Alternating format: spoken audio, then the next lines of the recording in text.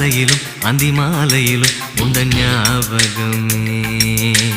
அம்மம்மா முதல் பார்வையிலே சொன்ன வார்த்தையெல்லாம் ஒரு காவியமே. சின்ன சின்ன ஊடல்களும் சின்ன சின்ன மோதல்களும் மின்னல் போல வந்து வந்து போகும். மோதல் வந்து ஊடல் வந்து முட்டிக்கொண்ட போதும் இங்கு காதல் மட்டும் காயமின்றி வாழும். இது மாதங்கள் நாட்கள் செல்ல நிறம் மாறிடும் பூக்கள் அல்ல. மீனம்மா அதிகாலையிலும் அந்தி மாலையிலும் உந்த ஞாபகமே.